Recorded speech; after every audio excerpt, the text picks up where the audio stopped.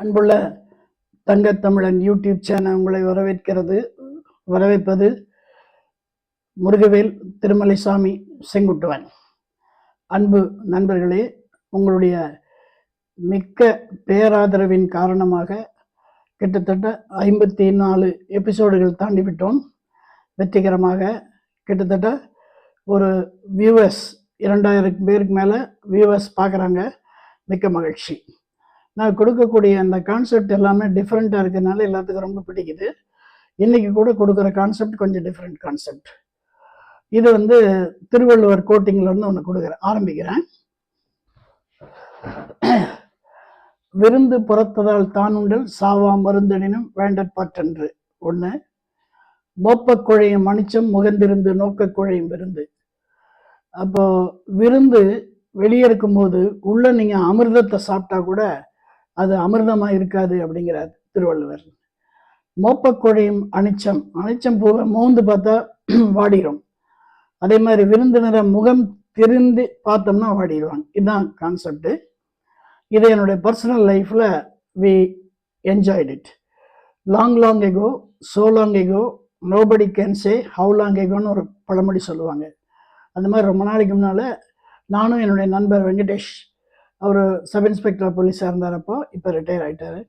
2 பேரும் புல்லட்டில் அவினாஷி போயிட்டுருக்கோம். அவினாஷி ரோட்டில் திருப்பூர்கிட்ட பார்க்க போகிறோம் ஒரு மேரேஜுக்கு. சரியான வெயில், ஒரு 10:30 மணி இருக்கும். கருமத்தம்பட்டி தாண்டி போகும்போது ரைட்ஸில் ஒரு பெரிய தோட்டம். இப்போ அந்த தோட்டம் இல்லை. அந்த தோட்டத்தில் ஒரு பம்ப்லேருந்து தண்ணி அப்படி கொட்டிகிட்ருக்கு. நான் வெங்கடேஷ் தண்ணி கொட்டிகிட்டு இருக்கு, கைகள் மூஞ்சி கழுவிட்டு போகலாம், ஒரே வெயிலாக இருக்குன்னு. ஆமாம் சார் அப்படின்னு சொல்லி 2 பேரும் போய் அப்படியே அந்த ஒத்தையடி பாதை மாதிரி ஒரு பாதை போட்டிருக்காங்க. அதை எங்கள் புல்லட்டு புட்டு போய் அந்த கிணத்துக்கிட்ட வண்டியை நிறுத்தி இறங்கி கைகாலெல்லாம் கழுவி மூஞ்செல்லாம் கழுவிட்டு கச்சிப்பில் தொடச்சிட்டு வரும்போது முன்னால் ஒரு வீடு திண்ணை இருக்குது. திண்ணையில் போய் உட்காந்தோன்னா குழுன்னு காற்று, வேப்பமரத்து காற்று. அப்போ அது ஒரு சின்ன ஜன்னல் இருக்குது. அது வழியாக கீரை வேக வைக்கிற ஸ்மெல் அப்படியே வருது. கமன்னு வருது. என்னுடைய மூக்கு கொஞ்சம் சென்சிட்டிவ். அப்போ வெங்கடேஷ் உள்ள கீரை வேக வைக்கிறாங்க அப்படின்னு. ஆமாங்க சார், ஜம்முன்னு இருக்குங்க அப்படின்னாரு அவர். அப்போ நாங்கள் உள்ள நுழைஞ்ச இடத்துல ஒரு பெரியவர் நடந்து வந்துட்டு இருந்தார். அது தூரத்தில் வரும்போது எங்களை பார்த்து அப்படி கையெடுத்து கும்பிட்டார். நாங்களும் வணக்கம் போட்டோம். வாங்க ஐயா வாங்க அப்படின்ட்டு போகிறார். அவர் யாருன்னு எங்களுக்கு தெரியாது, நாங்கள் யாருன்னா அவருக்கு தெரியாது. அவ்வளோதான். அவர் நேராக வீட்டுக்குள்ளே போகிறாரு. போனோன்னே வீட்டுக்குள்ளே ஒரு 2 நிமிஷம் கழிச்சோன்னா வீட்டிலேருந்து உள்ளேருந்து வெளியே வர்றாரு. ஐயா தப்பாக நினைக்கலன்னு ஒன்று சொல்லட்டுமா அப்படின்னாரு. சொல்லுங்க ஐயா அப்படின்னா. ஐயா ஒரே வெயிலாக இருக்கு, ஒரு 10 நிமிஷம் இருந்தீங்கன்னா சாப்பிட்டுட்டு போகலாங்களே அப்படின்னாரு. எங்கள் 2 பேருக்கு ஒரே சிரிப்பு. நாங்கள் கல்யாண வீட்டுக்கு விருந்து சாப்பிட போகிறோம்.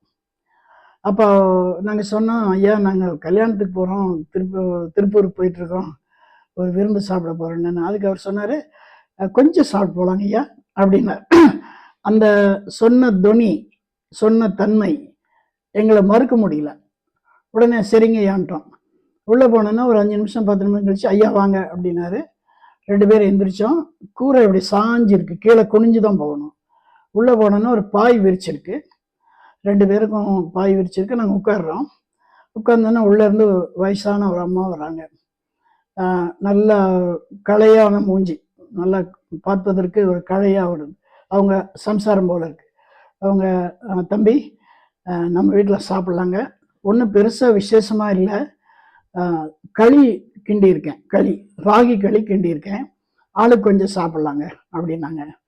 அப்புறம் நானும் வெங்கடேஷன் பார்த்தோன்னே, நீங்கள்லாம் சாப்பிட்ருப்பீங்களோ இல்லையோ கொஞ்சம் சாப்பிடுங்க அப்படின்னாங்க. சரிங்கன்னொன்னே ஒரு மண் சட்டி கொண்டு வச்சாங்க. எனக்கு ஒன்று அவருக்கு ஒன்று. அந்த மண் சட்டியில் அந்த பெரிய சட்டியிலேருந்து களியை எடுத்து அப்படியே கையில் உருட்டி எனக்கு ஒன்று வச்சாங்க, அவருக்கு ஒன்று வச்சாங்க. அந்த கீரை கடைஞ்சதை அப்படியே கடைஞ்சி ஒரு கரண்டி எடுத்து 2 பேர் இது மேலே ஊற்றுனாங்க. சாப்பிட்டுக்கிட்டே இருந்தோம். கிட்டத்தட்ட 4-5 களி உருண்டை உள்ளே போயிடுச்சு. 4-5 களி உருண்டை, நீங்கள் நம்ப மாட்டீங்க, அவ்வளோ டேஸ்ட்டு.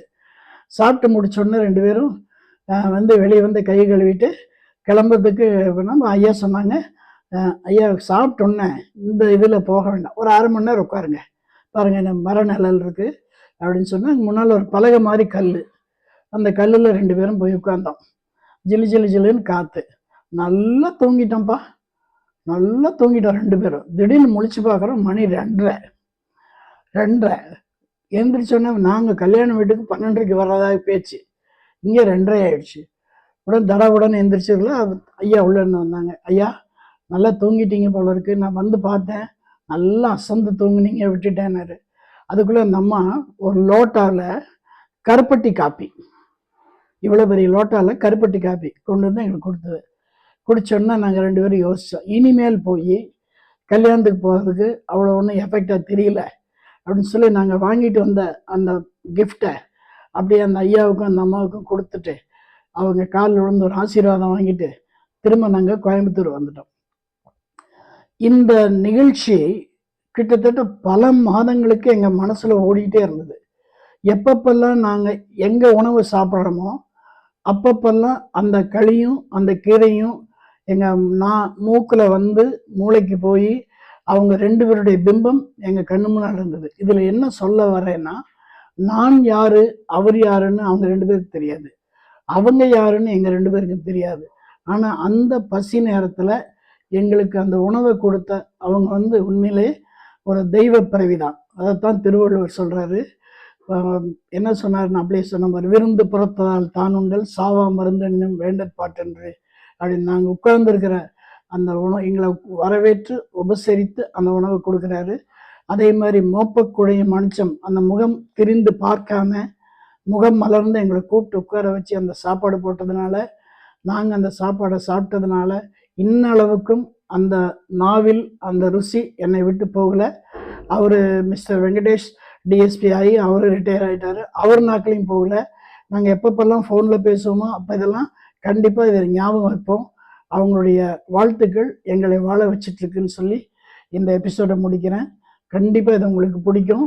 கண்டிப்பாக நீங்கள் சப்ஸ்கிரைப் பண்ணுறீங்க, கண்டிப்பாக ஃப்ரெண்ட்ஸுக்கு ஷேர் பண்ணுறீங்க.